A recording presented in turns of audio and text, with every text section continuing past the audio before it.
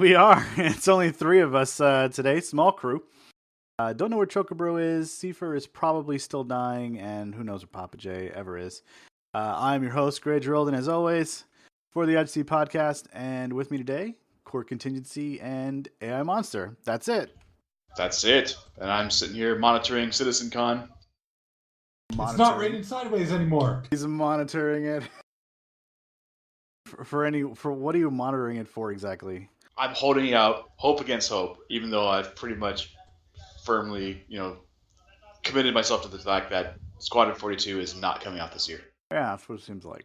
But I would like to be happily surprised.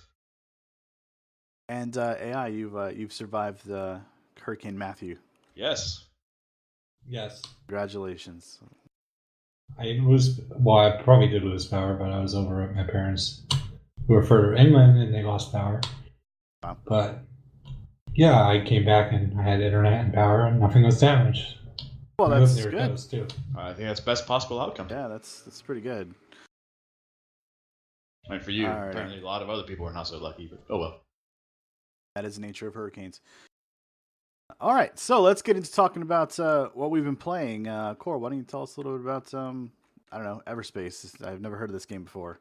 Yeah, Everspace. Are we throwing that trailer up there, I guess? So, Indeed. Everspace is a space shooter, but it is a roguelike space shooter, and we know how we like the roguelike games. But this one appealed to me. It was very fast-paced, kind of action-oriented, and I thought I'd have a lot of fun with it. I have mixed feelings with it. It's still in early access, so they're still doing a lot of balancing, a lot of tweaking, but the basic premise is you set off in your ship and you have to, travel across a kind of a linear, very rogue-like path across the galaxy, hopping point to point while you collect resources on the way, craft stuff to improve your ship. Everything out there is trying to kill you, spend too long in one place, and they send in, godlike, fleets to destroy you. They're not specifically there to destroy you, but since you just happen to be there, they're going to take you out.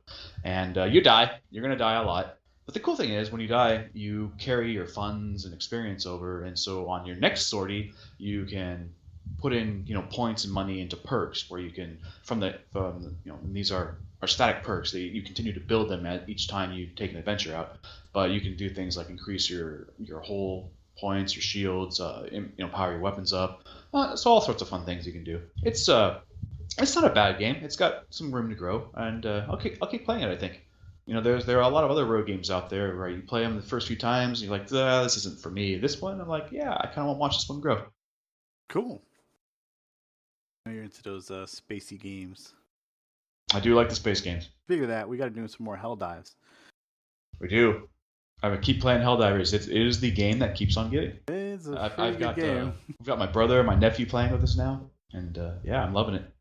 It's awesome. And at first I was like, God, I'm like getting up to like mid level 20s. I'm like, God, levels take forever. But then I was like, but the levels take forever to get, but you keep getting the perk points, and the perk points are really important for unlocking the gear. So the levels are actually a really good metric of determining like how experienced the Helldiver is. Like if you get into a mission with like a level 30 Helldiver, that guy knows his shit. So like you instantly know like you've got somebody here who's a solid stick, and you're going to be able to actually pull this mission off. If you get into like level 10 to 12 challenge mission, and you've got like a level 4 in there, you're screwed.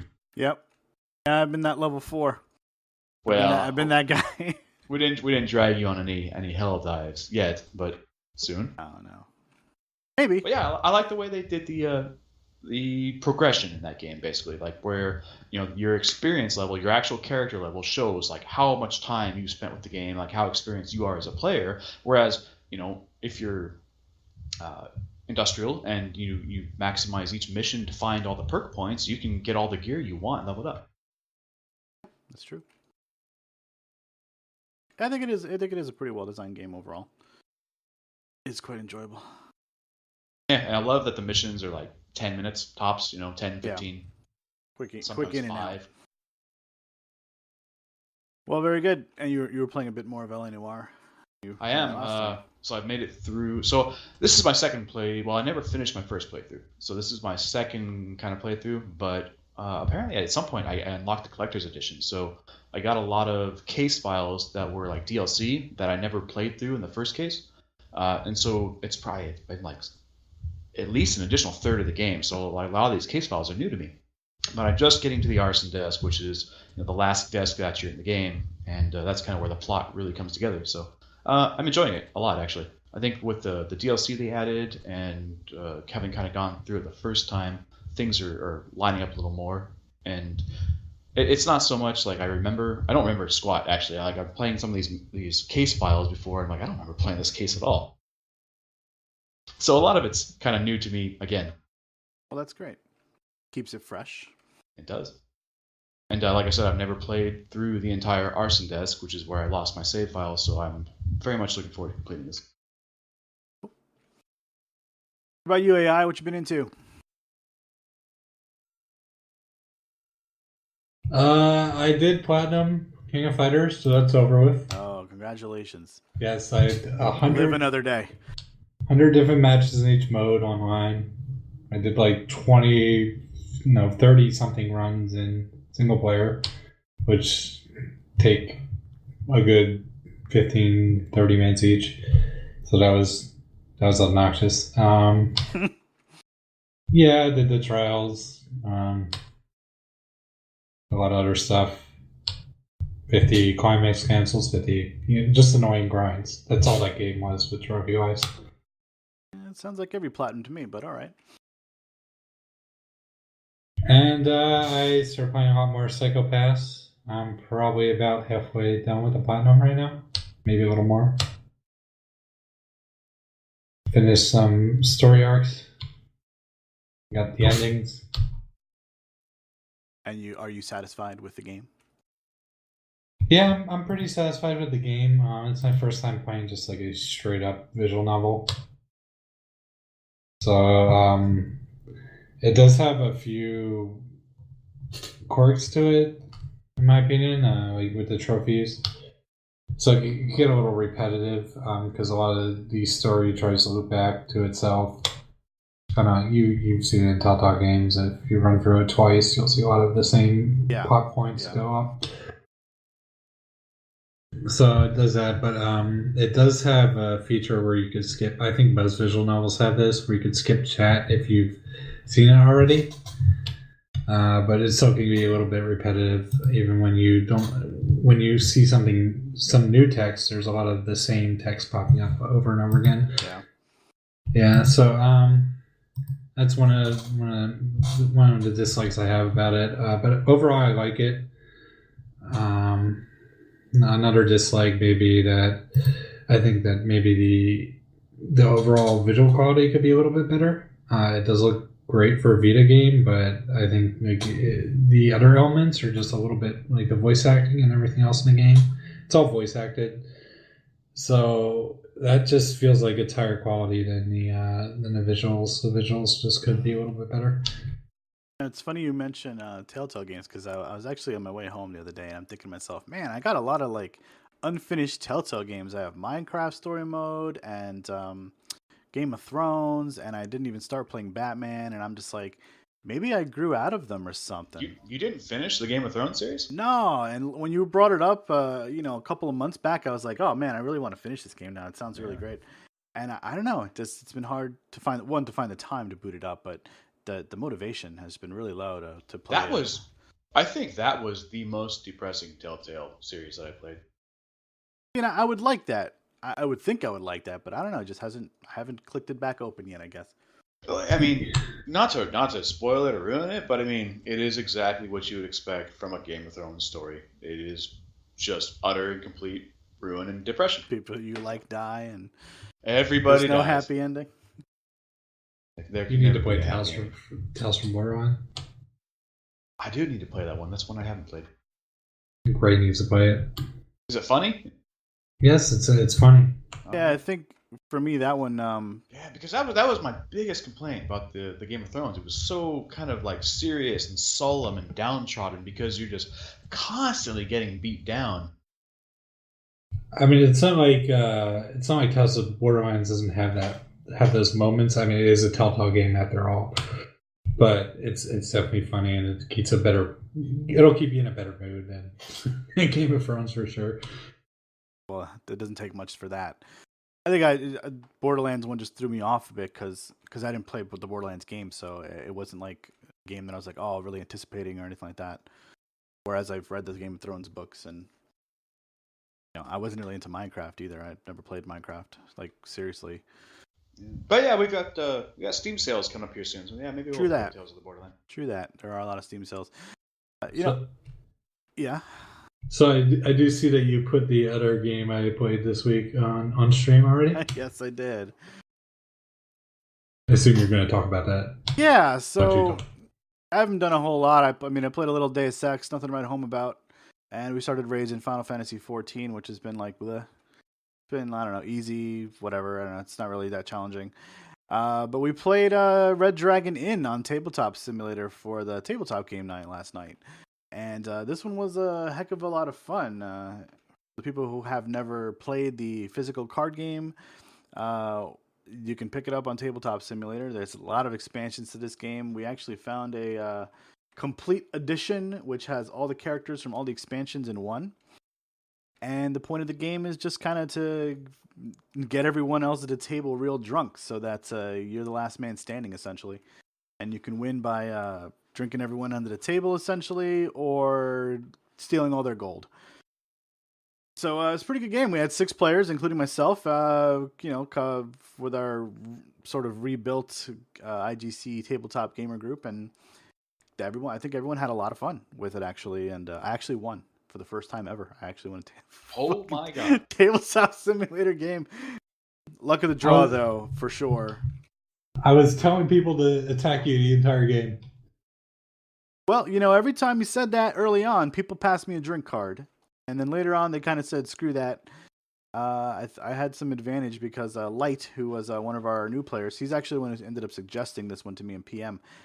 He was very knowledgeable of the game and picked a very strong character that people saw as a threat very early on, and they kind of ganged up on him a bit too. You do that, you get beat down. Yeah. Come in as the veteran and pick a strong character, you're going to get ganged up. Admittedly, I was going for him first because I had nobody to target because nobody was attacking me. So at first, I gunned for him first, and I gave him my first drink card. And I think I did something negative to him, and then I realized, okay, well. Gray's being a bully to everybody. I wasn't being a bully. I don't understand how I was being a bully. How was I being a bully? You're picking people off one at a time. Well, because my cards allowed me to do that. I think I lucked out mostly because some of the drink cards that I got passed actually ended up sobering me up. They ended up sobering up two turns in a row. I ended up picking up a lot of ignored drink cards from my own drink deck, so when I flipped over a 3 and a 4 alcohol content drink, I was able to ignore it. So there was a lot going on for me, and in general, I had a lot of fun. Win or lose, it was a very fun game. I actually thinking about picking some of these expansions up here in the real world so that I can play with some people who might come over for parties and whatever. I mean, as you can see, you stuck a time berry on Wintertide, and he just ignored it. He just kept gunning for the people. Yeah, but I wasn't going after Wintertide. I was going after you. Definitely going after you. But yeah, it's a hell of a lot of fun. If you guys have never heard it out there, Red Dragon Inn, check it out. It's definitely a cool game. All right, why don't we talk about the very boring, lame news that we have news today? Or what there is of it. We call some of these things news, but they're not really newsworthy. We'll just go right into VR stuff. There's a couple little tidbits of VR stuff.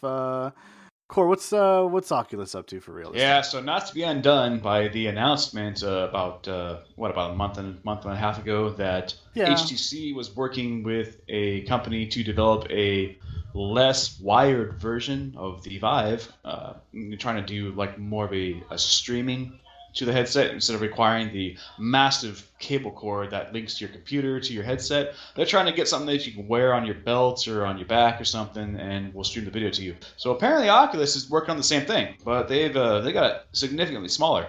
So at the little show off here that Oculus did, they showed the standalone VR headset, no PC required, apparently capable of rendering things on its own. And this is a very hush-hush kind of show. There was no videos, no pictures allowed, just some reporters were shown the headset, allowed to use it, and got to write up their own reports of it. So does this thing have like a mobile GPU in it or something like that? Probably. It doesn't have a very high visual fidelity. No, and that's the comments from most of the reporters from like Ars Technica and other sources, reputable sources who wrote on this thing, saying the demos they were shown were very low fidelity and still had perceivable visual lag. So they're not there yet. Yeah, I don't think they're going to be there for a couple of years yet. I mean, VR itself seems like it's still a couple of years out from really hitting its peak. Something like wireless. I mean, what are the issues there? Bandwidth? Yeah, primarily bandwidth. And we talked about this, a month back or so.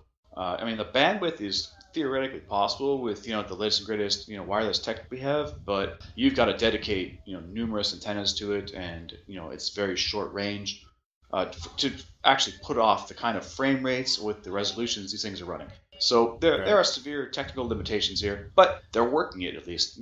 That's where you start. You start working the problem. I mean, I guess the next piece of VR news was also kind of interesting. So apparently Mark Zuckerberg did a live demo of some new social media application in VR. Like, what is this about? I mean, this is a pretty long video. I watched some of it mostly with the sound off, and I guess it's about interacting with other people in augmented reality. No, I mean, we all knew this was coming. Sooner or later, yeah. I'm kind of happy with this implementation. What do you like about it? I like that it's not throwing ads in my face. Okay, yeah. Not yet. Not yet. Wait till it replaces a billboard in the background with an ad simple. Facebook wants you to see. It's pretty simple. It's kind of how we kind of expected VR socially to work. You create an avatar, and your avatar moves around, and when you talk, the lips move and everything else. So you kind of interact with people in the VR space. So if you can't, your friends out in a different state or country, even you could hang out with them in this VR space and do all kinds of stupid shit. I mean, I guess you could play some card games or board games or something too. Trying to think of the application for like board games. Like if there's some mods or whatever that you can make for it. You could show them the food you're eating. Oh, what fun! What fun! Forgive me if I'm not commenting here. Chris Roberts just took the stage. Oh yeah, so of course, so you're watching the Star Citizen Con. I am. CitizenCon, the main day, the main presentation is happening live right now, and I'm kind of keeping an eye on it. So Chris Roberts just took the stage here, but let's keep going. All right, so you keep us surprised to that while we talk a little bit about PSVR real quick. So we know the prices on PSVR. $400 for the headset, $500 for the bundle. One thing that sort of piqued my interest about all this, though, is the PS4 Pro is going to be supporting HDR. Yes? SAI, you know all about this? Yes. Okay. Now, there's a box that will basically be between, you go from your PS4 to this box, which then splits out to the TV and to the headset. So you can get stuff on screen and stuff in your headset. But for some reason, this box, in the manual's own FAQ, is saying that this thing's not actually capable of carrying an HDR signal. What? I don't understand what Sony's thinking on this. Wasn't the whole purpose of making the Pro like upscale 4K, support HDR, and then this new hardware thing that people are going to probably want to get alongside it isn't actually supporting the same output method that the other piece of hardware is? It's an incompatible problem here. No, I kind of agree this is a problem, but is it really a serious problem? I mean, you could still move some plugs around, switch the signal out when you want to do regular 4K gaming. Sure. It's definitely an inconvenience. It is an inconvenience, yes. That's a kind of a big deal, and I don't know, like you said, I don't know what Sony was thinking here. I have to switch plugs out a lot with my PlayStation because I use the HDMI, the HDCP disabled or whatever it's called. Oh, you're going for capturing video. Uh-huh. So PlayStation can't block my capture and things like that. Don't deny it. No, I'm not a pirate. I'm not a pirate. Only when I'm playing a pirate. I'm a pirate. Arr. Fair enough. When I'm playing tabletop, sometimes I'm a pirate. Yeah, it just seems really odd that that they kind of, I don't know, it seems like they weren't developing these things with the other in mind. It's and that's kind of weird. And people are gonna switch plugs around, and then it's kind of annoying. Obviously, it's only going to affect a small subset of people who actually are ready for this whole 4K HDR thing anyway. But yeah, it's there, and it was highlighted, and it's kind of strange. So in the last podcast episode, we talked a little bit about Digital Homicide and how they were trying to sue Steam for a bundle of money, as well as about 100 Steam users or so. Right, because when you cannot innovate, then you litigate. Yeah, that's a good one. You're a regular Johnny Cochran, aren't you? But just like their attempts at innovation, if you want to call it that, yeah, they failed pretty hard at that too. Yeah, innovation. So apparently they're just withdrawing the lawsuit and not pursuing it at all. No, because the backlash against them has been so severe that it's taking a PR beating. I tried to go on their website earlier today to see what they were doing, because I heard they were doing like game bundle sales since all their stuff's been pulled off Steam or whatever.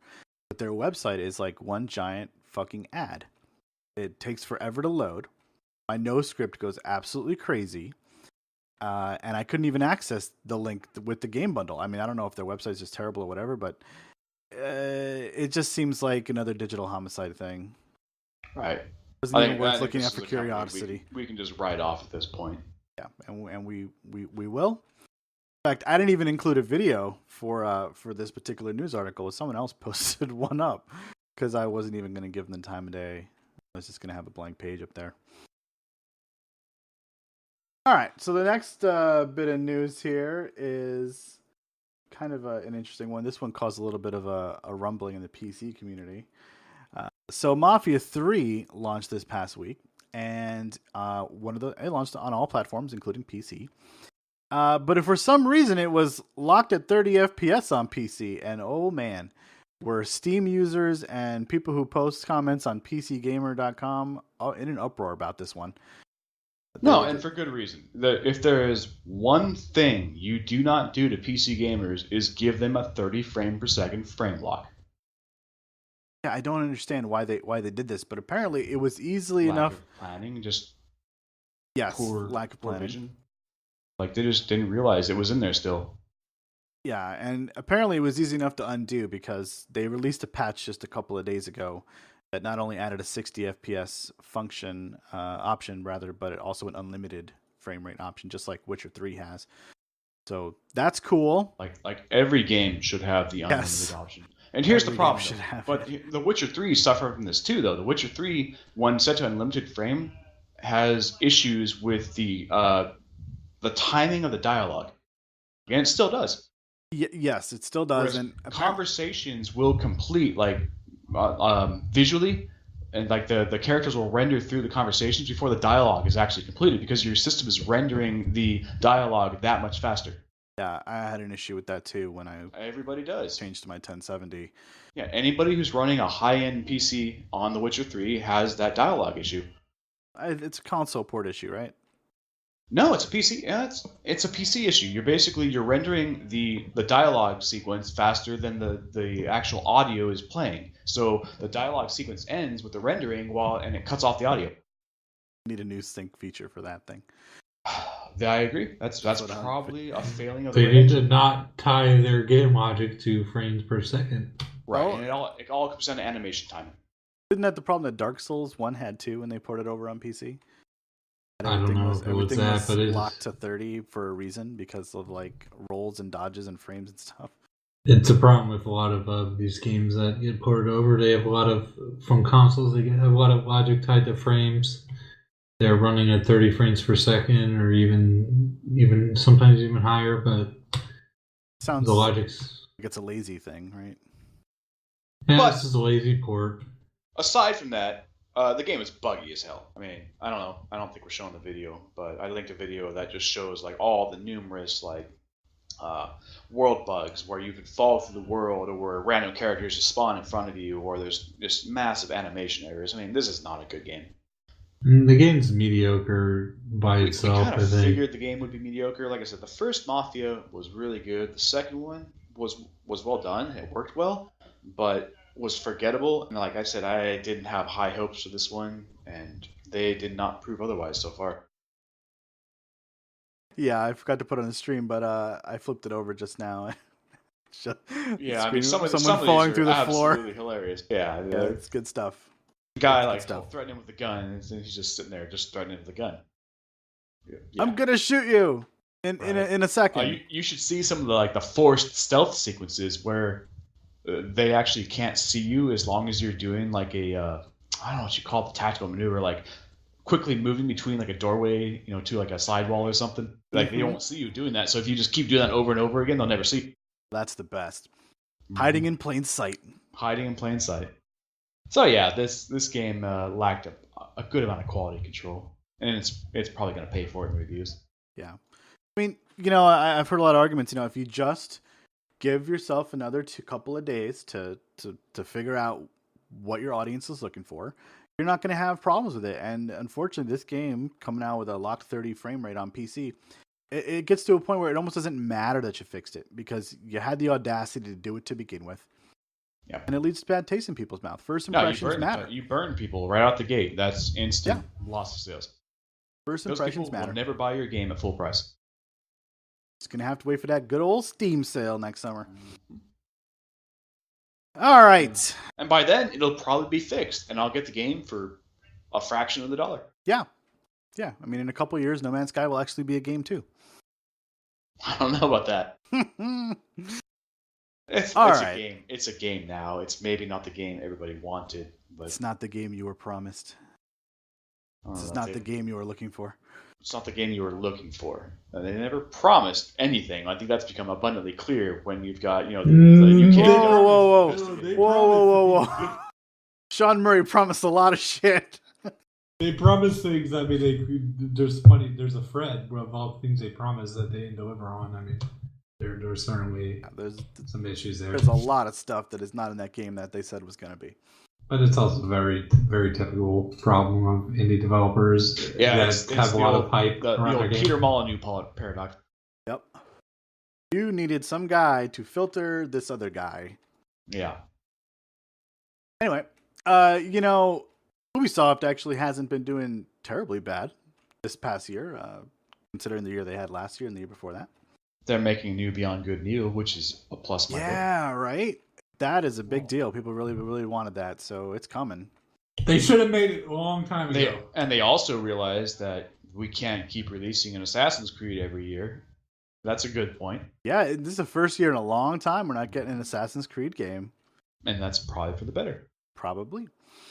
So the big news that's been going on recently is Ubisoft is buying back a whole bunch of its own shares. Now, for those who don't follow game news, there's been an imminent hostile takeover by Vivendi that they've been working on for some time now.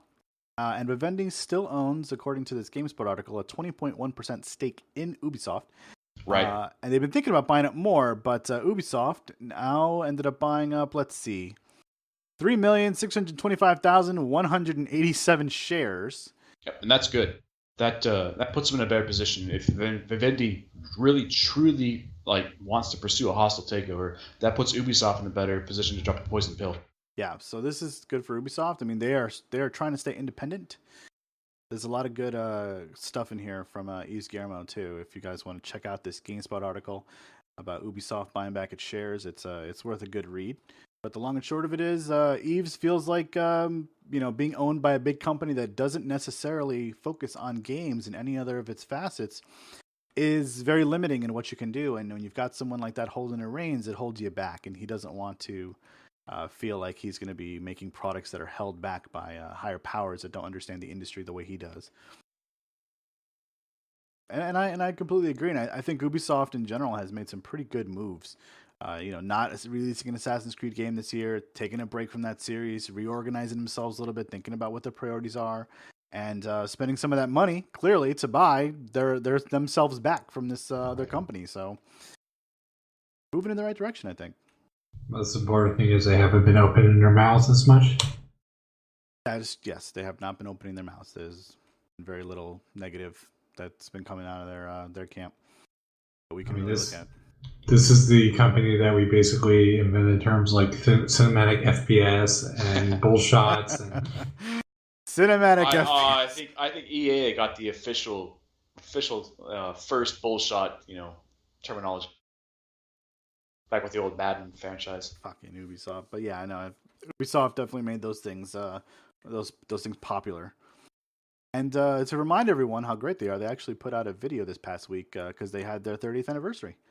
And they just went around interviewing different employees about how they felt about working at Ubisoft and all that kind of stuff. And that's what's been playing in the stream. It's pretty good video, pretty touching. So good for them. If you like Ubisoft, check that video out. Even if you don't, you should check it out. All right, well, that is all the sad news that we have for these past couple of weeks. But that's expected. It is early mid-August. There's not a whole lot that goes on this year in gaming. We're all getting ready for like the Black Friday sales and Steam sales and the winter holiday rush. Yeah, the fall winter releases here. They're coming up. Like the big fall releases. I mean, are coming out we had in the next Madden, 2 weeks. And we've got Battlefield coming up and Call of Duty, right? Mm-hmm. Very shortly. Call of Duty's not coming out in the next 2 weeks, but soon. I think that was also the first time we never mentioned Nintendo in the news this whole entire year. That is impressive. Good point, sir. True that. All right, well, let's talk about what the heck's been going on. The announcements and debuts that we've gotten wind of in the past couple of weeks. So the first one here that I put up here, Wasteland 3 has now started its crowdfunding campaign on Fig. So if you want to throw some money at Wasteland 3, you can do that. They actually ended up putting out a video this past week, too. Fig is now SEC certified, are they not? Yes. It is. Yes, it is. So now basically anybody can be an investor, right? If you're not familiar with the SEC, it's the Securities and Exchange Commission in the United States. It controls and regulates investing. So now the limitation of like you need to be a millionaire or make like $200,000 a year to be an investor is nil, right? Because they've got that certification now. Like anyone can be an investor now, pretty much. Yes. Yeah, pretty much. They're kind of their own like private investing firm. Oh, very good. And It's Wasteland like 3 is shares in stock. Exactly, but Gotcha. through like a broker, and Fig is now the broker. Mm-hmm. And Wasteland 3 is one of those things you can invest in. Yes, I'm going to not recommend people invest in this just because it doesn't look like it's going to... Are you going to be so brazen and to open yourself up to that financial retribution?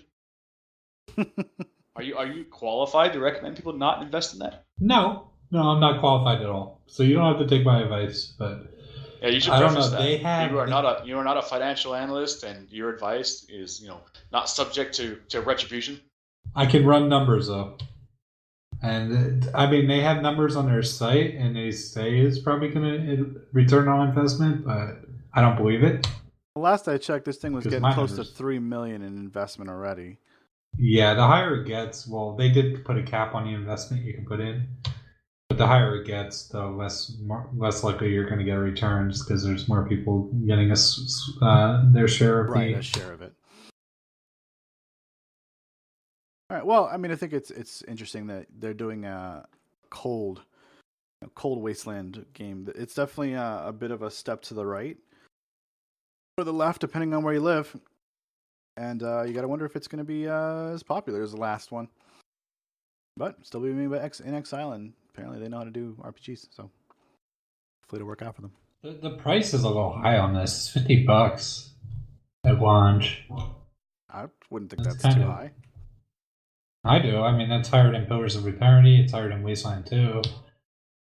Yeah, it's up there. This is not a AAA developer. Anyway, you put it, they're slightly below that. That's true. You're looking more like at a $40 price tag? Is that what you would say? Yeah, and Wasteland 2 wasn't really super well received. Did pretty well commercially, but as far as critics go, I think that there might be less people looking forward to this one, I think. So I think the $50 price tag is a bit of a mistake, personally. Again, I am not a financial guru. Disclaimer. You need to take my advice. So.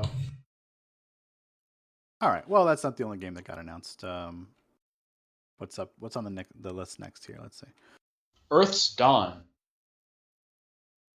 Okay. Earth's Dawn, also known as Earth's War in Japan, is coming to the West. This was UAI who put this one up here? Yeah, I'm I sure don't this is know. AI. This had to This be. looks like a very Japanese game. Actually, It looks like one of your like side-scrolling like fighting games, kind of side-scrolling platformer. It looks like a Muramasa Rebirth, Vanillaware. Not the same company, but has that Vanillaware art style. In Maybe that a bit. vein. It actually looks very pretty. Yeah, it might not be as like high quality as Vanillaware games because they do that art style like just fantastic, but it's still a pretty looking game. I mean, I love that art style they use. No, I cannot disagree there. It looks very well done for like a side scroller. I actually think this one kind of just got middling reviews in Japan. So I don't know how great it'll be. I might pick it up. I might not. Probably not. Maybe they think it'll do better here. All right, take us to the next one. All right, I'm just gonna flat out say most of these are AI Monster. Yeah, I put everything on there. Polybius. How do you say that? Pronounce that? Polybius? Polybius. Yes, this is actually. There's an urban legend around this game. This is a weird game. I don't know what you're actually doing in this game. This game has an urban legend around it. I was apparently in the arcades in the 80s. It's not really there. I mean, it's just an urban legend, and it would brainwash people who played it. Oh yeah. Yeah. It looks like an odd version of like you're riding along a cable and you're trying to do stuff like destroy things in front of you and capture enemies or destroy. I don't even know. I don't know what the hell's going on in this trailer. I think it was kind of like a mix of Thumper and like Rez, I guess. No, I know exactly what AI Monster's talking about. There was an article on Ars Technica about this game, and the headline was, "Will this game kill you?" What? Yeah, this is back. They said back in the 80s, the CIA would come in, or Men in Black would come in and gather data from this arcade machine, and it would cause people to commit suicide and brainwash them and make them stop playing video games. That is utterly ridiculous. Yes. Right, that's why I didn't link it as a news article. Thank you for not doing so. But yeah, they're using that name and they're making a PSVR game out of it. That's very weird. Like the urban legend is. So. Well, this next one I'm familiar with, Gravity Rush 2, has been delayed to mid-January. Year delays, yay! Yay! Man, there has been so many damn delays this year. Well, that's okay. Yeah, PlayStation's losing all their holiday big exclusives. It just means that all those people who are holding on to holiday cash will have some games to buy. That's not a bad thing. True that. Or they'll spend it in other stuff. Well, I think this is okay. I mean, people have been looking forward to Gravity Rush 2. I'll wait an extra, couple of weeks or months for this The one. game looks amazing. Yeah, it looks really, really good. I gotta admit, I was a little skeptical that they could take the first game and make it into like a sequel, but this game kind of doesn't look a whole lot like the first game, does it? Looks like the first game to me. I don't know. I don't remember the first game looking like this, but I didn't play. Did you play the first game? A tiny bit. You have a Vita? My wife has a Vita, yes. She used to work at GameStop, so she got a Vita for free. Anyway. Okay, the next one, ZR, Zombie Riot for Oculus Touch. Right.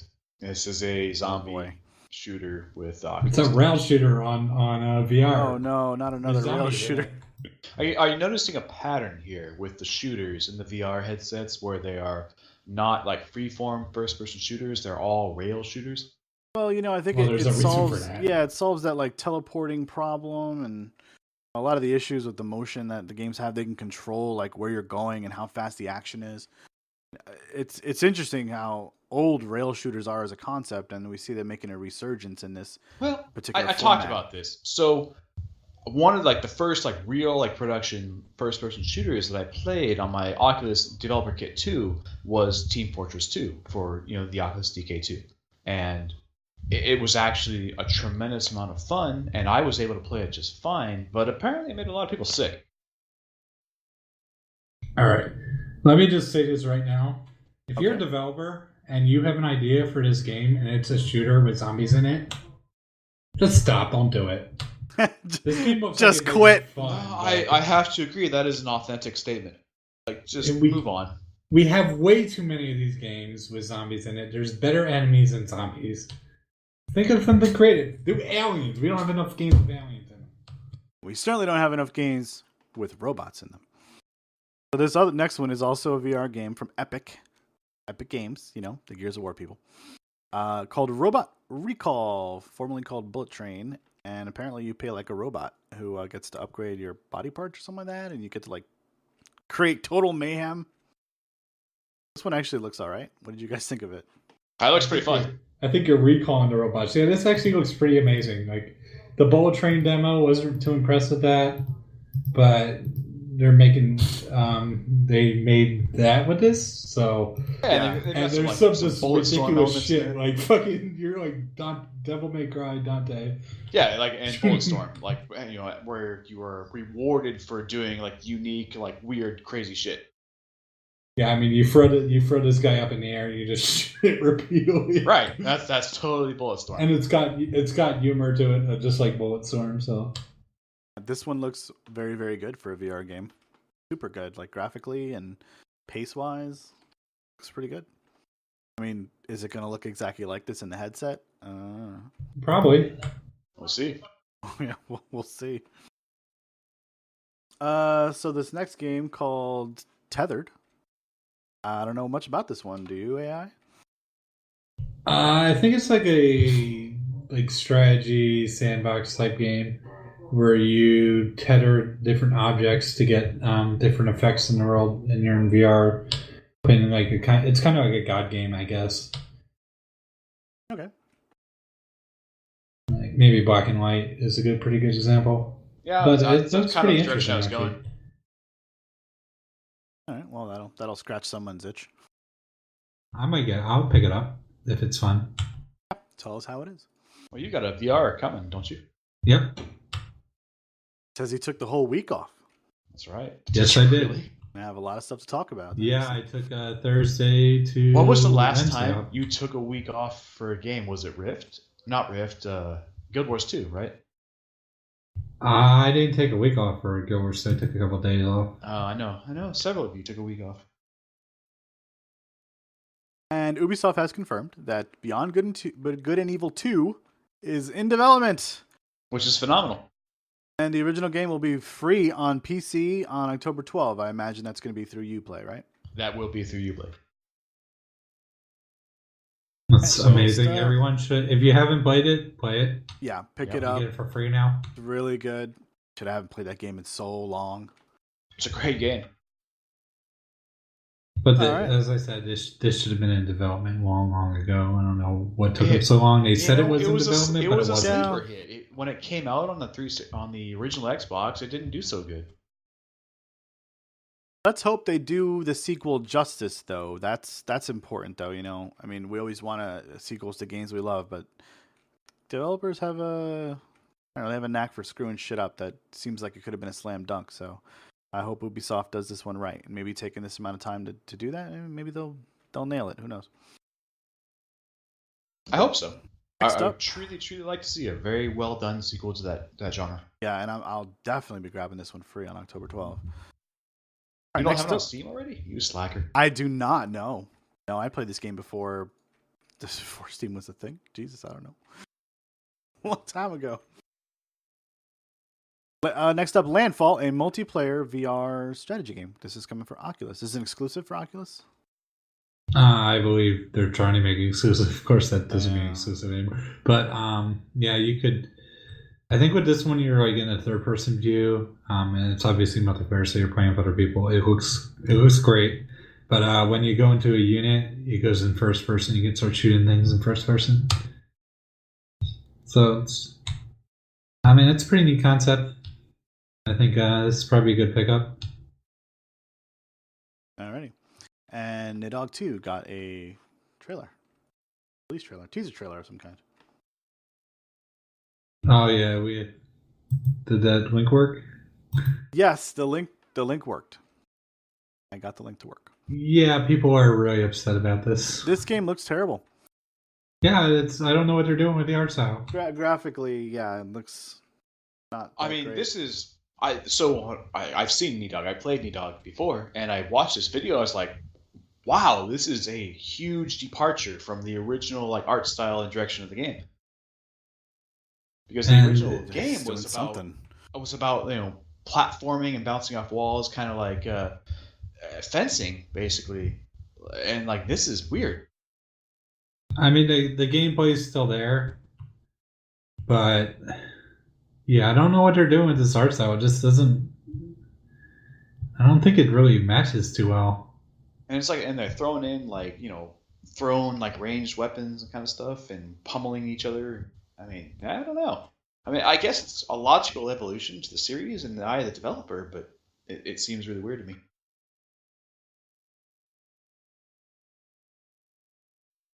Anyway, Nidog. Yeah, looks bad. I don't know if it looks bad. It looks the gameplay looks it looks ugly. It looks ugly. It looks bad to me. Well, the first game looked ugly. I mean, this is a vastly huge improvement on the visuals. I don't know. I think the going with the retro style was better than what they came up with. You know my position on retro style games. Oh, I know. But this looks retro as well. It just looks ugly. Sure. It looks a little unpolished. Am I not being true here to say that it is an improvement, at least visually, upon the last game? It is an improvement in terms of like pixel count and yes, backgrounds, resolution. Yeah. Right. Oh yeah, but I mean, to be fair, even like Binding of Isaac's, his follow up to that game was graphically better, but people didn't think it was a better game. True. I don't know. I guess we'll kind of have to wait and see. I mean, the gameplay is definitely there. I watched the stream. It looks like it's fun to play, but this is visually appalling to me. Yeah, the character models kind of seem off-putting. They're strange. This next one's a lot prettier.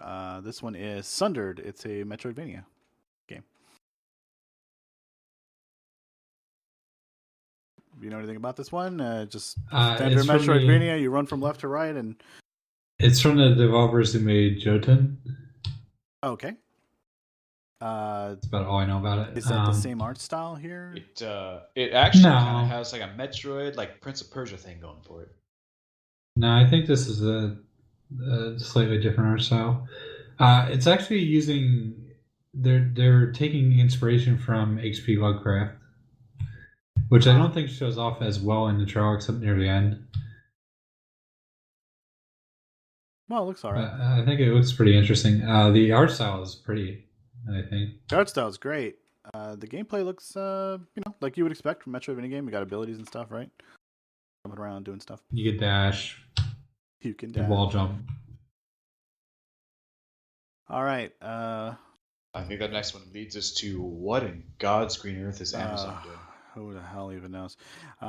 Okay, so Amazon has now unveiled a large list of games that they are going to be releasing. The AAA lineup. There's a MOBA, there's an MMO, some other stuff on there.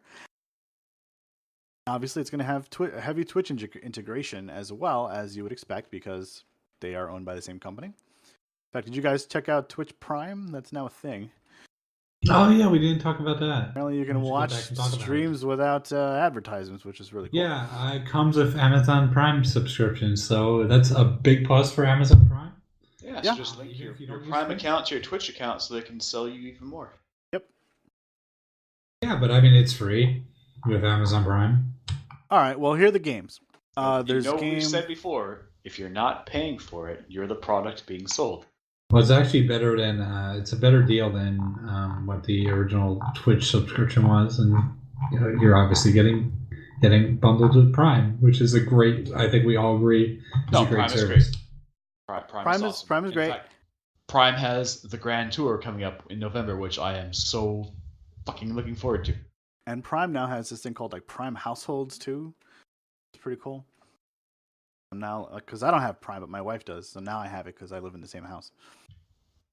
Pretty good. Amazing how that works, huh? Yeah. I was like, man, I can't order shit without using her Prime. Like, that sucks.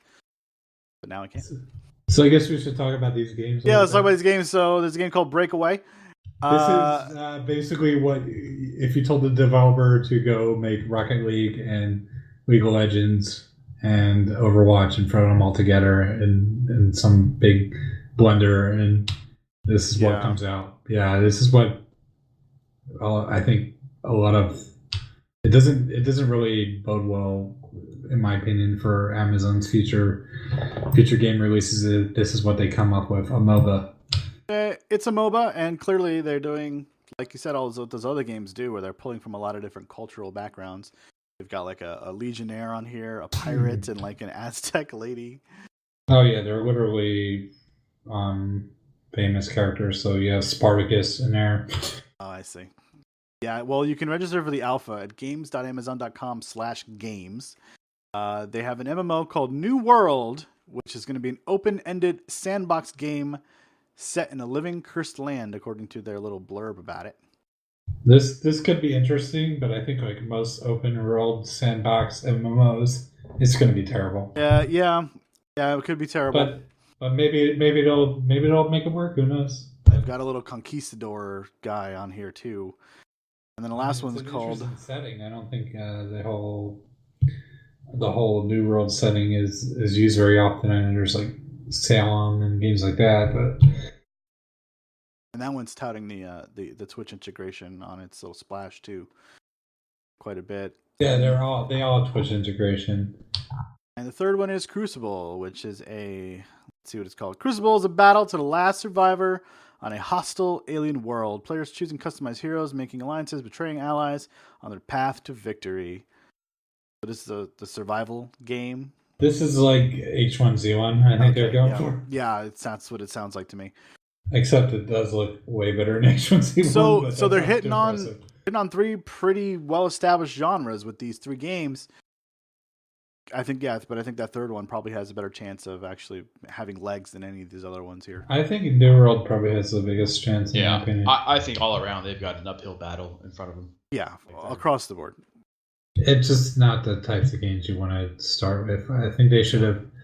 I understand they want to go with the whole Twitch thing and whatever, but I think they should start with maybe some single-player games first. Well, they spent the last couple of years really picking up a lot of big, heavy hitters from the game industry, right? They got some people from EA. Who else did they pick up? Some people from, was it BioWare or Bethesda? I think it was BioWare. They've got some talent. They've got a lot of talent, apparently. Yeah, but they're trying to force the whole esports thing to happen with Breakaway, which is not going to happen. I can tell you that right now. Well, I mean, Blizzard's trying to do the same thing, right? And Rocket League's trying to do the same thing. Well, where the money is, apparently. Rocket League, of course, had the popularity first to begin with before they started trying to do esports. And I think Rocket League esports will work because Rocket League is a unique game, and this game is just trying to blend Rocket League and as traditional MOBA. I mean, you have a ball, you throw the ball around. You can't use your abilities, and you have the typical MOBA where you select characters and have abilities that you throw around there. So it's it has a good. I mean, the game doesn't look bad. It doesn't look bad at all. I think it looks pretty good. There's a lot of motion blur though. Don't do that, please. Well, I think any of these games can look good in a vacuum, but yeah, I mean, the landscape of gaming in these genres is so heavily saturated. There are clear winners and there's clear losers. But speaking of that, one game we don't have on here, is that game Paladins that just released not too long ago into, I think it's an early access game right now. It's another MOBA essentially, or rather Overwatch type shooter, essentially. And I heard it's doing pretty well. It's getting a lot of I think 200,000 players. Free to play, right? Yeah, it's free to play, but there are buy-in options. Well, Breakaway will probably be free to play too, I would assume. It would be a mistake if it wasn't.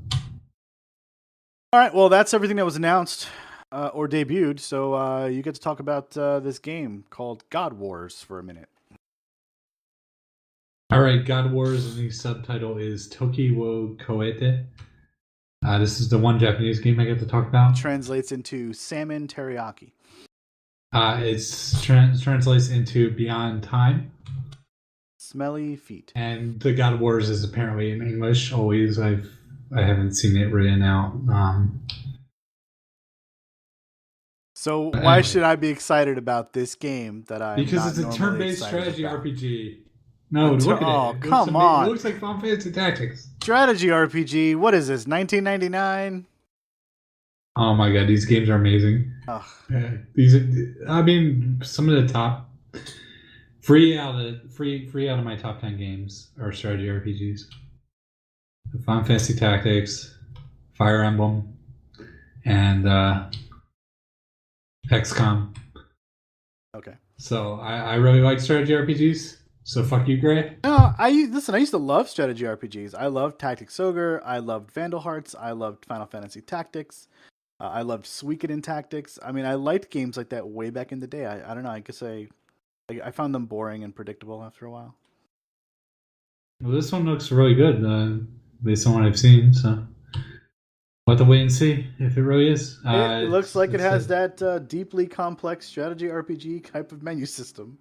Building up your characters and all that. Has a very ancient Japanese, feudal Japan feel to it. Yeah, I mean that's cool. If you're into these kinds of games, this might be one that you want to play. All right, so there's God Wars. I'm sorry, I'm watching the new trailer here that they're showing on CitizenCon for mobilizing the civilian militia. And they're trying to sell more ships. Of course they're trying to sell I ships. told you they would. Why are you surprised? Why is he surprised? Nobody's surprised about that except you. Remember how you pointed out to him and he said that's not what's going to happen? I'm not surprised. I'm just disappointed. You can be disappointed. The crowd is disappointed too. Oh, really? The crowd? Well, they should be. There's no clapping, no cheering. I'm surprised. I would think that they would just... I think they just, explode every time something new is announced. No, the crowd was completely silent. Listen, they're not throwing their wallets out on the stage. Star Citizen people know that they are being gouged every step of the way, okay? They just want the damn game to release already. As far as they're concerned, keep buying ships. As far as they're concerned, they've given enough money to RSI that this game should have been released yesterday. They this whole World War II war bonds type trailer and support your government against the war and join the civilian militia, and then the crowd is just like, where's the fucking game? Yeah, show us the goddamn game. Look, I have a problem too. I buy things I shouldn't buy. I know it's bad for the industry, but I still buy it. It is bad for the industry. It's bad for your health. I feel bad for you Star Citizen people who keep buying these new chips. Oh, they're the worst. Stop it. You don't have to do it. You don't have to do it. They're the worst. They throw lots and lots of money at virtual ships, and then they buy insurance for their virtual ships. Can you imagine if you told somebody this business idea 100 years ago? All right, so we're going to sell people shit that's not real, and then we're going to sell them insurance to protect the shit that's not real from getting virtually damaged, but not really damaged, just virtually damaged. And we're going to sell it for hundreds of dollars. And people just throw panties on stage. It blows my mind a little bit. Let's talk about the upcoming games, though, because PlayStation VR is coming out this Thursday, and there are quite a few games that are coming in. Yeah, I think you're just going to need to ripple these off. Yeah, you're going to have to. Well, I'll stop on a few of them and discuss it. Fair enough. Right. There's a few worth highlighting. Okay, Wayward Sky. It's a puzzle event. Well, first PlayStation VR is coming out. Yay! It's supposed to come out October 13th in most places. Some people have been getting it early. Some people are getting it as early as the 10th. Review sites have PSVR already. They're reviewing it. You could see a lot of the reviews for these games already. Yes, you can. But, and if you are interested in buying this package, which is going to run you about $500, please look into the game. See if you're going to like it. Don't just buy it because you think it's the next best cool thing, because you might hate it. You might hate it like you wouldn't believe. Just be an informed consumer. That's all I'm trying to say. All right. Well, now inform us about the games. We got Wayward Sky. It's a puzzle adventure game, and it's coming out on the 10th. We got 100-Foot Robot Golf. It's a competitive multiplayer golf fighting game with robots. That sounds very, very It's enjoyable. very weird. It's PSVR coming out October 10th. We got Tumble VR. It's like a puzzle game. It looks pretty simple. We have Super Stardust Ultra VR. This one I'm looking forward to. Straight up shooter? Yeah, it's a shooter, like kind of like Battlezone, actually. It's actually from there's Super Stardust Ultra, and it's actually takes that game, which is set like on a sphere, and you move the ship around that sphere. It's a very simplistic art style, and they're just throwing you in that world first person, kind of like Battlezone. So it looks really interesting. Cool. That does sound cool. Great, this is Core from the show floor. We just got an update on Squadron 42. Oh, yes? Yes, so to nobody's surprise, it has grown exponentially in ambition and scope since first feature pitched creep. in 2012. It is now 28 chapters, equivalent to 60-plus missions. Has an A-list cast, over 20 hours of performance capture, apparently 40 distinct ships and fighters, handcrafted environments, and still no release date. And not coming out this year is what you're saying. It would seem that way. I think we could go ahead and place that as a fail. We probably should. I think you can probably do so. If it changes otherwise, I'll let you know. All right, let's pick this back up with Batman Arkham VR, which, by the way, I heard was awful. No, it's actually got higher reviews than most of these games. I should mention now that all these games have pretty mediocre reviews. Again, 70s, low 70s, and some go as low as 50 something. Nothing in a red on Metacritic, but it's all yellow now so far. Not a lot of reviews yet for some games, so we'll have to wait and see. That's expected, though. I mean, Riggs doesn't really have reviews yet. Battlezone only has a few reviews. Here They Lie, I don't think has reviews yet. So there's a lot of big titles coming out that might do better on review scores. So we'll have to wait and see. But so far, nothing too impressive. Well, and I don't think there's really any standout title here. Like, as somebody who purchased VR, I could tell you that there's nothing really that will make you want to go and buy VR at that moment. No particular game. Just for that game, you're not going to buy VR. Well, this isn't the package that has, like, Robinson Journey and Eagle Flight and that kind of stuff, right? I mean, that's, like, coming a little later.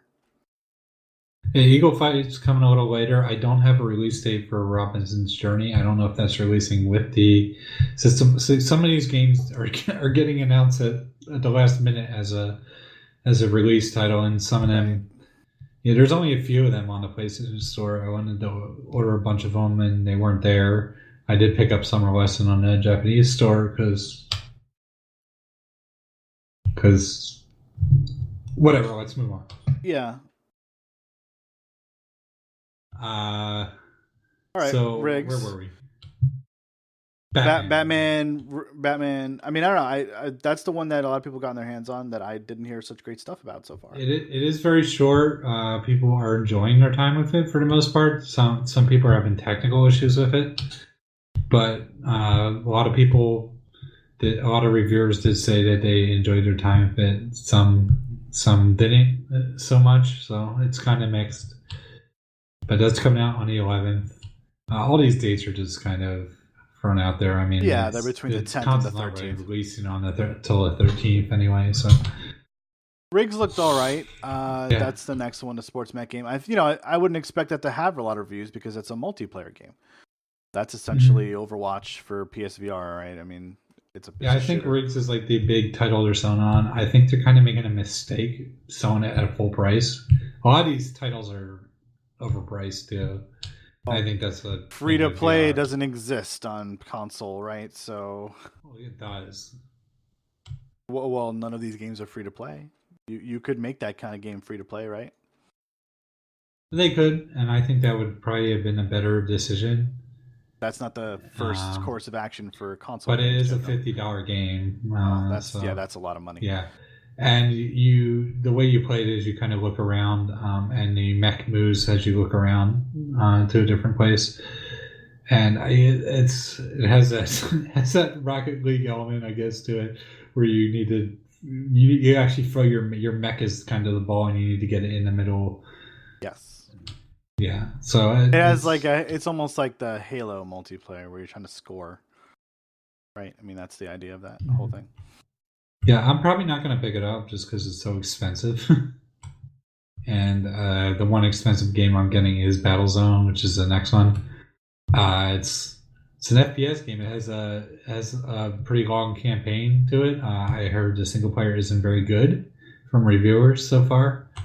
The multiplayer hasn't been reviewed a lot yet, but I think people have been really enjoying the multiplayer. They say this game is great with friends. It's a pretty simple game, but just like the original Battlezone. Yeah, it's been talked about quite a bit. And that's actually going to come to PC later. So very good. You look forward to it if you have a Vive or an Oculus. Another game talked about quite a bit, Until Dawn Rush of Blood. It's a rail shooter. It doesn't really have anything to do with it, Until Dawn. Yeah, that's what I keep hearing. Like, why did they label this Until Dawn? I'm not sure. Because I think they were trying to sell on that IP, which I don't even think is that big an IP, to be honest. It really wasn't. I mean, people liked it, sure, but it wasn't so big that they needed to slap it on a rail shooter. That doesn't make any sense to me. This reminds me real quick. PlayStation did recently reduce their prices on a lot of their exclusive games, including Until Dawn. So it's now $20 instead of the full price game it was before. And there's a lot of other ones there too. MLB The Show, Uncharted Collection. Yeah, I saw this. I know what you're referring to. Yeah, there's a bunch of cheap games now. Pretty good announcement there. Yeah. Another big game, Drive Club VR. It's a racing game. It's Drive Club VR, which is great for racing. So, yep. If you like racing, you'll probably enjoy Drive Club VR. Yeah, I mean there is basically at least one game from just about every single genre you can think of in this coming up in this release window. Yeah, a couple rail shooters, action adventure, platformers, puzzles, multiplayer games, FPS. There's just a little bit of everything, I think, to try to see what's going to stick. You know, they're just throwing shit at a wall at this point and trying to find out which is the big one. There's a few other titles in Japan, too, you can pick up that I didn't put on there. And I didn't. There's actually a few more VR titles I didn't put on there. There was actually a lot more VR titles. So I suggest looking at Metacritic or a website that lists all the VR games coming out. I didn't think they were worth putting on there. I just put the ones worth putting on there. There's certainly too many of them to really talk about. Let's get through it. Here They Lie. It's a horror game. Another big one, I think. This, I believe, is releasing at full price again. So I'm kind of concerned if this game's going to last long enough to really warrant the price tag. But it is a big horror game, like Amnesia, I guess. And I heard really good reviews about this. So I think this one's actually probably going to be the highest reviewed game, in my opinion.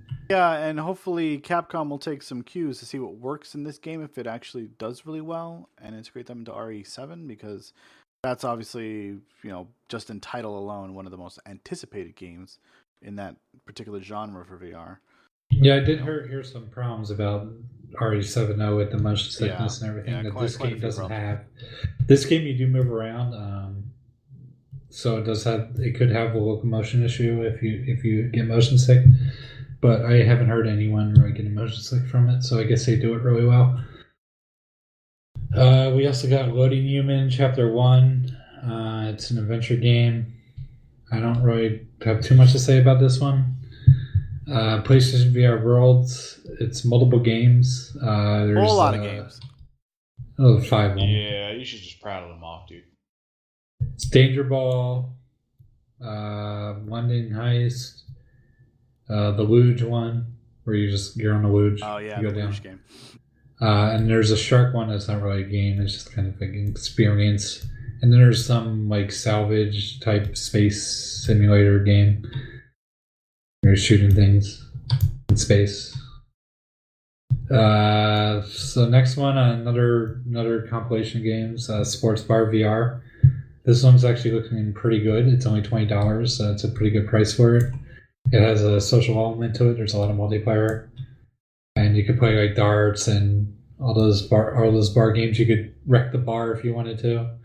I think this is actually some of the things VR does best. Interactive social experiences. These interactive social experiences that simple games you play, but you play them in the whole immersive perspective. Eve Gunjack, it's a rail shooter for PSVR. Actually, this one released on Oculus and Vive. I don't know how well it was received. I don't think people cared much about it. It's an Eve game.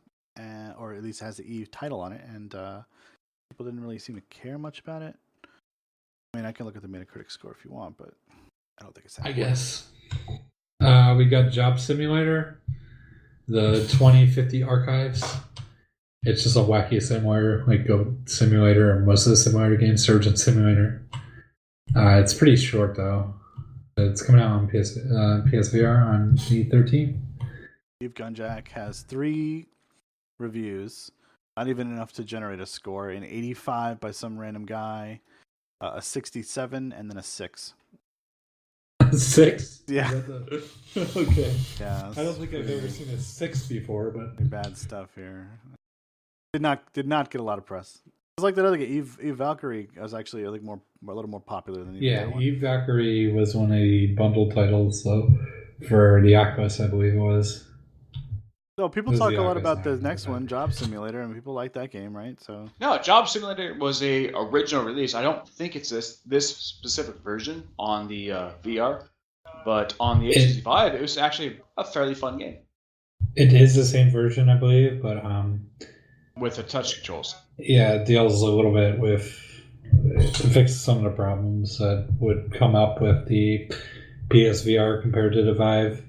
So with Job Simulator, you have to imagine yourself like you're like 1,000 years in the future, and they're like, hey, there was auto mechanics, and auto mechanics repaired cars, and so you're like taking the thing of replacing with the jiggy doohad, to repair the car. Basically, that's how Job Simulator works. It's very strange.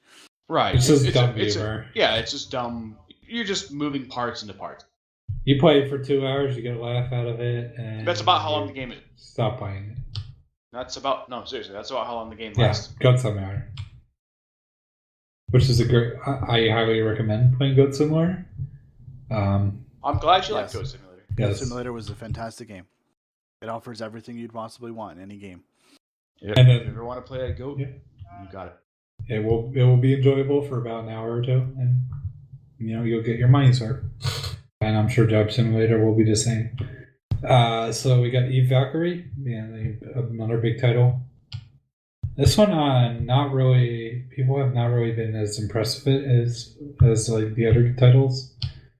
So I don't think this is going to review as well. Because they don't know the joy of the space shooter, right, Core? Yeah, and it doesn't look great on PSVR compared to Rift or Oculus.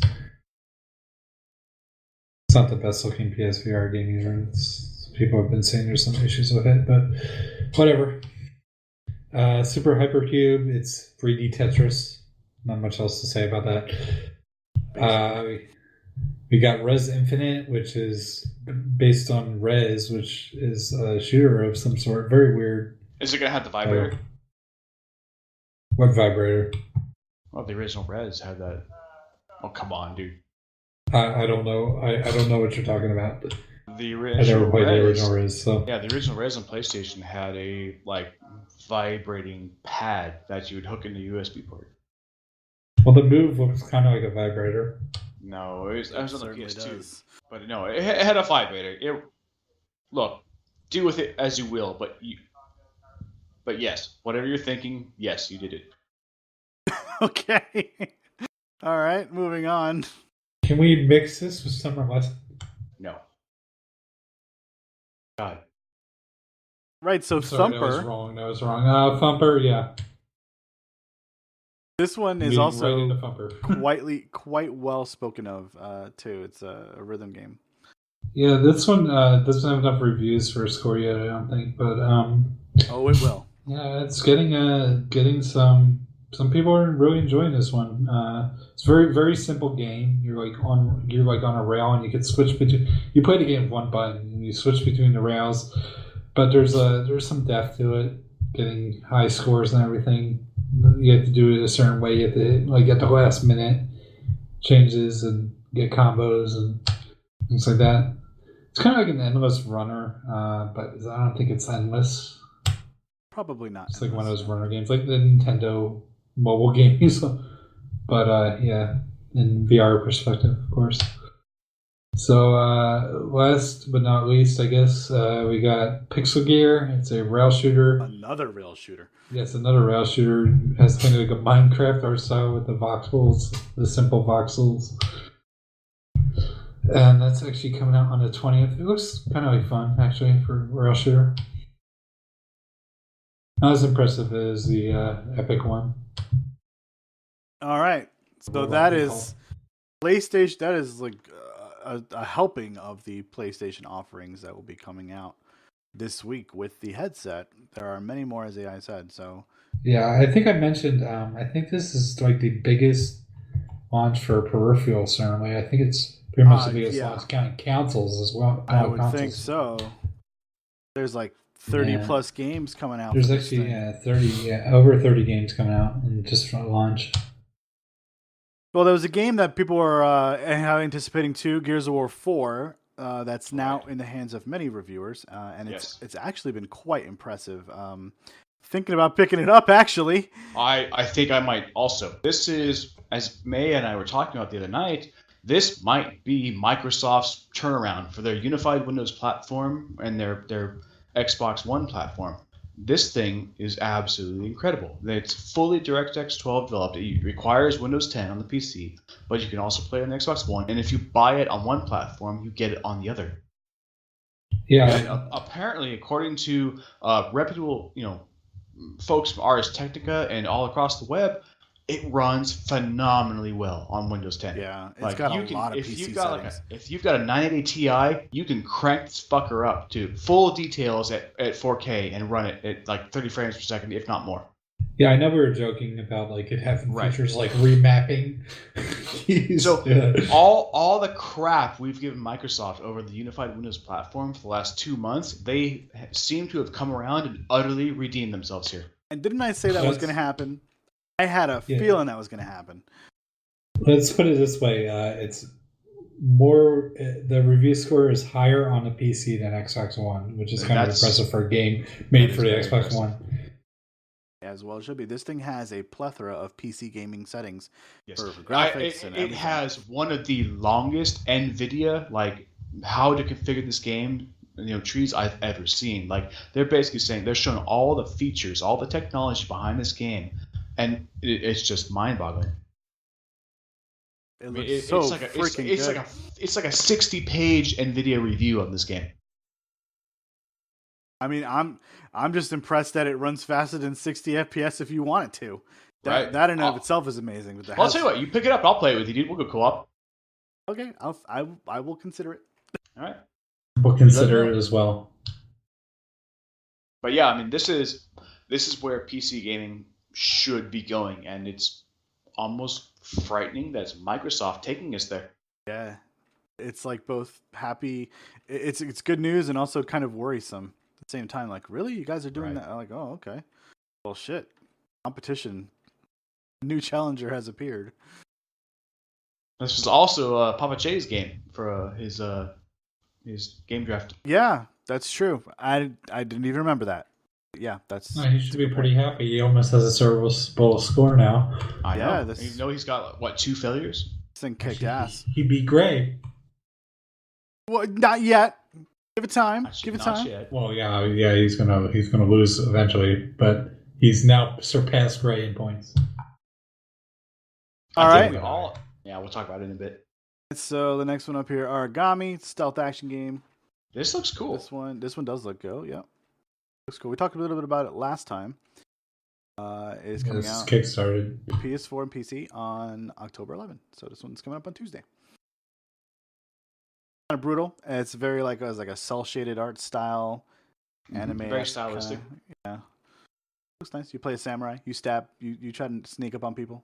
Or ninja. You try to sneak up on people. Yeah, you're not a samurai. You're very much ninja-like. Yeah, you are definitely stabbing people in the back. My apologies. All right, let's continue. And who picked this game here? You did. This Really? is Valkyrie Dive Bikini Hunter.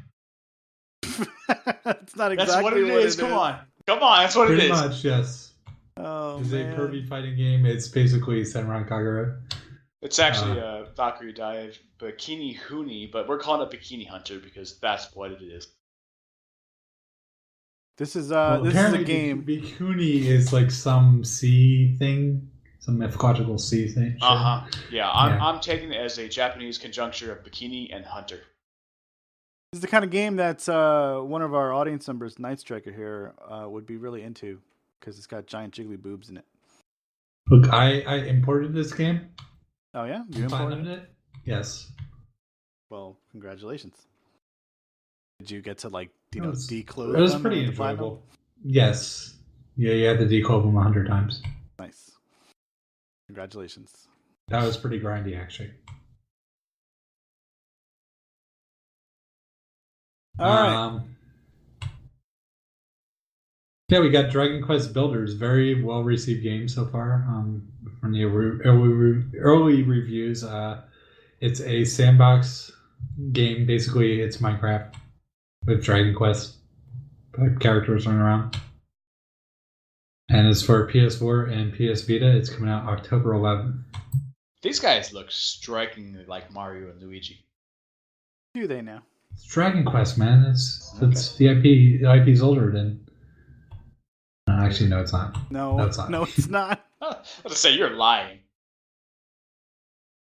There's no way that's true. I was thinking Zelda, maybe. Trying to think like Dragon Warrior. Did that come out before Zelda or after Zelda? Oh man, the first Dragon Warrior is like 86, 87 maybe. Jeez, I don't know. Legend of Zelda was. I think it was a NES launch title. Yeah, Dragon Warrior was definitely an old ass game. So was Zelda. So I guess they came out at the same time. It's reasonable to assume. WWE 2K17 wrestling game coming out for PS4 and Xbox One. It's wrestling. Wrestling. Do you like your WWE wrestling? This one is the latest in the saga. Probably gonna be full of bugs, which will do all sorts of crazy shit. Yeah, these games are always funny to watch in bug yeah. reels on YouTube. They're absolutely hilarious. So yeah, that's coming out on October 11 for the next gens because they don't release that stuff on PC because no one would buy it. And Rise of the Tomb Raider is getting a 20-year celebration game on PS4 apparently, and it's going to have PSVR support. One of two 20th celebration games. Oh, yes, you're correct. Coming out on PC too. You are correct. It's coming out on PS4 with VR support and on PC on the 11th. Yeah, it's like a It's like PSVR level you could play in. every Tomb Raider game. It's crazy to think about that. Like Tomb Raider came out the same year that Duke Nukem 3D did. Isn't that crazy? They're I don't know. two so very different games. You had one which was, a very one that was actually a 3D environment versus one that was still 2D sprite. Both are, held high in the pantheon of PC gaming. This is true. Although I was talking about my top 10. I think Duke Nukem deserves to be up there. It certainly does. so Duke Nukem 3D is getting a 20th anniversary. Is it 20th anniversary World Tour is what it's called? World Tour. Coming out on PS4, PC, and Xbone Come get your bitmap strippers. on 10/11. They increased the quality of the graphics a bit, I'm sure, I don't know how but much it's they would have. still retro. Duke Nukem 3D was The trailer should show you how. was not only a good game, but very well received. So man, that most recent Duke Nukem game was pretty bad from what I gathered. Right. Yeah, Gearbox. Well, you can't polish a turd, does it say? Yeah. All right. So what else we got here? We got Shadow Warrior 2. Get some wang. Get some wang. That's the trailer name. Hey, people love Shadow Warrior, the first one, so here's another one. I've heard bad things about this one. Like? It's boring. Oh, it's boring. Mm-hmm. That seems to be the fundamental issue people have. Like, yes, it's Shadow Warrior. Yes, it has that same environmental feel, and the enemies are the same, but overall, there's just not much there. Did this already come out on other systems? It's coming out. No, it was delayed. It was due to be on PC, Xbox One, PS4, but the consoles were delayed to 2017. Interesting. Okay. So Shadow Warrior 2. It's coming out on PC on what is that? October 13th? Yeah, this Thursday. Right. Alrighty. So next we got Skylanders, Imaginators, action adventure, amiibo stuff, games to life, toys to life, PS4, Wii U, Xbox One coming on 10/16. It is a Skylanders game. If you know what Skylanders is, you will know what that means. If you do not, then don't worry about it because you probably don't care. These games are made for kids. Yes, they are. But probably are enjoyable those games. And some big kids, there are adults that like playing Skylanders, so. All right, we got a couple left here. Serious Sam VR, The Last Hope. This is an early access game. It's a rail shooter coming to Vive, coming to Oculus on 10/17. I'm so buying it. Oh yeah, you like Serious Sam? Oh, dude, I love Serious Sam. I've always loved Crow Team, the Serious Sam series. Like Crow Team can do no wrong in my opinion. I thought you said you weren't buying. You might not be buying it. No, I'm buying this one. I am very pleased to hear that. Nope, I am buying this one. I hope this comes to PSVR. I will be streaming this one on Beam and everything, dude. Yeah, I mean, I've watched gameplay of this. It looks like a lot of fun. Yep, I love Serious Sam, and frankly, first-person shooters in VR do not make me sick, so I can go the distance. Well, yeah, if you're gonna get a rail shooter, this is the one to get. So they put a lot of effort into it. Yeah, I love Crow Team. Crow Team makes great games. The Oculus money to make this game. Good for them. And it's coming out on Vive because of that. And eventually Oculus.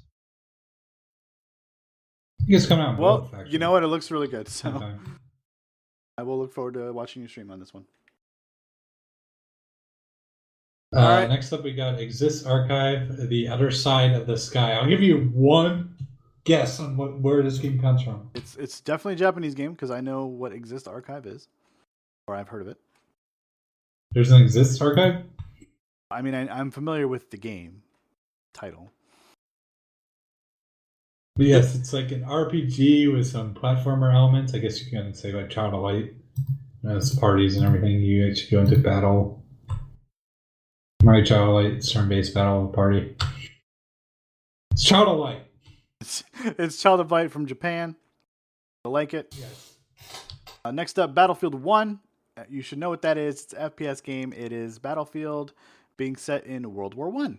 And it's coming out on PS4, Xbox One, and PC on October 18. So that one's next week. Have you seen that EA is extremely adamant about including a single-player campaign in all their games now? Yes, I have heard that.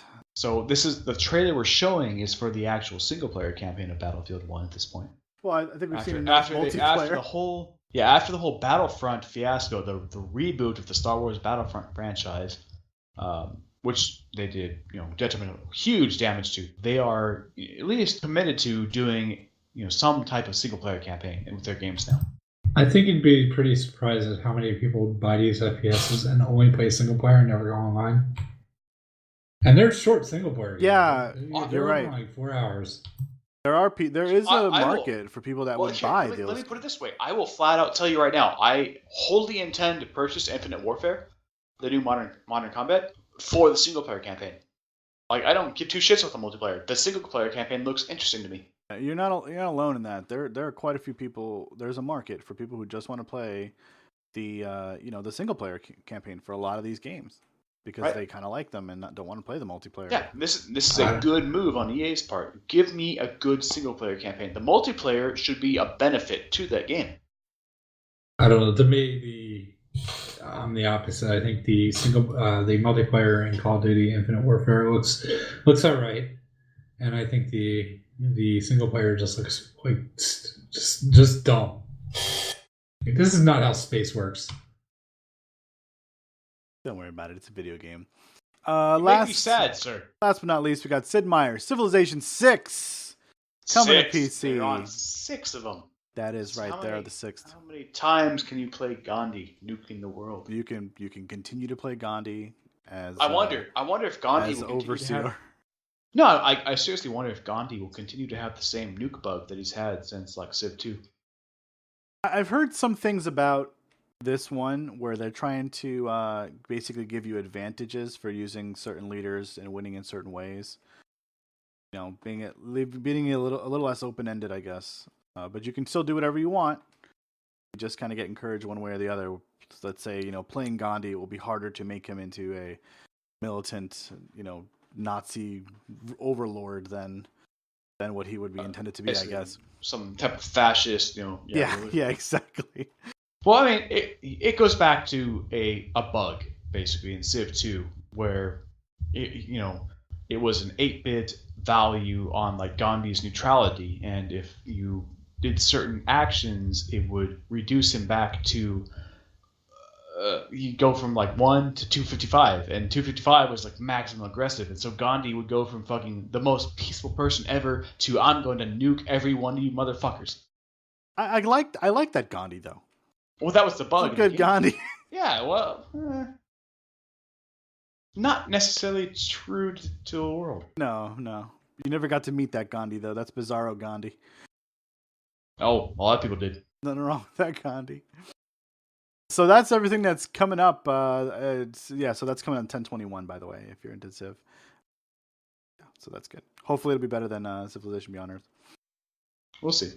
All right, so fantasy video game draft updates. We've only really got one. So Gears of War 4 is upcoming, and that is Papa J's game that's coming out in 10/11, as we just said, and it already has a super high Metacritic score of 86. It's running like high 80s.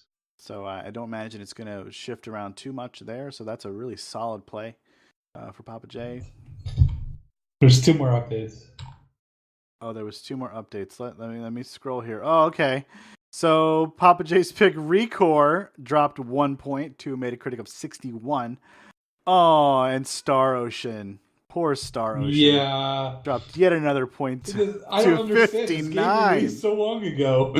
It got reviewed again, apparently. It's now officially worse than Adrift. Yes, it is the worst title on there. That's thank crazy. you, Star Ocean. And who the fuck reviewed this game after like 5 months? Honestly, I'm still a little shocked. Hate you.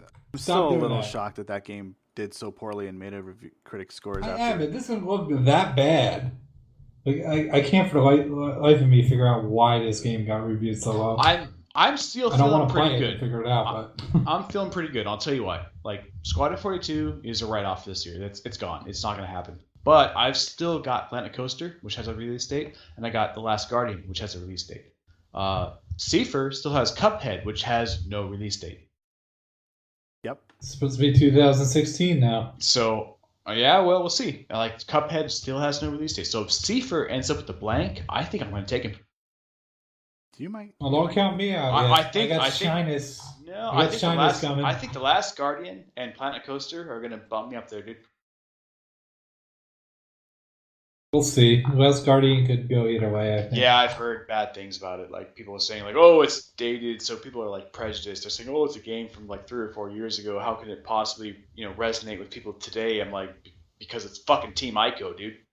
And Cipher does have a slight lead on you on average, too. On average, but he's got Cuphead, and if Cuphead fails... We'll see, but we'll see. I think Squadron 42 is going to fail, too. So. Oh, no, I already said. I'm already counting on Squadron 42 is gone. It's not. So, I mean, there's a possibility I could win this still, even if Cuphead fails and I think Planet Coaster somehow get like an amazing score from Shyness. I think Planet Coaster and The Last Guardian are going to be high 80s, both of them. I'm going to call myself dark horsing this one. We'll see. I mean, we're only about, let's see. There's only a 2.3 average difference on score from me and Cipher. And no, I think Planet Coaster might actually break 90s. Like all the people, all the reviewers who played it so far are like, "Fuck yeah, this is the game I've always wanted." It's anyone's. Well, I think Shyness is going to get 102. I don't think so. How do you figure that? You crazy. You're absolutely Be crazy. the best video game ever. We're gonna wrap this thing up. I'm not too confident. We're gonna wrap this thing up.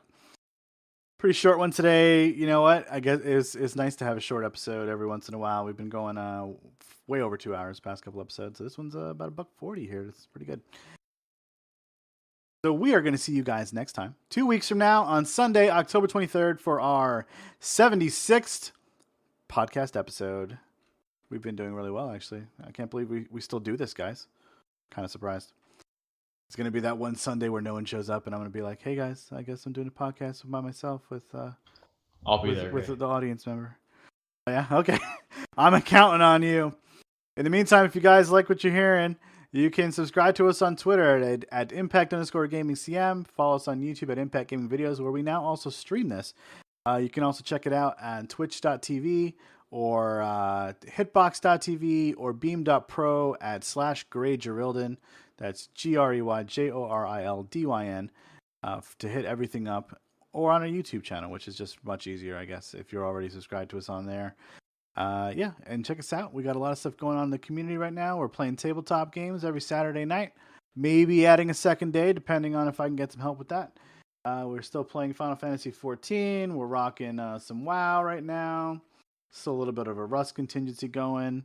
And we got a lot of other pick-up, put-down games going on, too, periodically throughout the week. So if you guys are into that, check us out at impact-gaming.us and apply to any one of our gaming groups, chapters, whatever we call them. All right. See you guys in 2 weeks. In the meantime, you should probably game on, because gaming is good for the soul. See you guys around.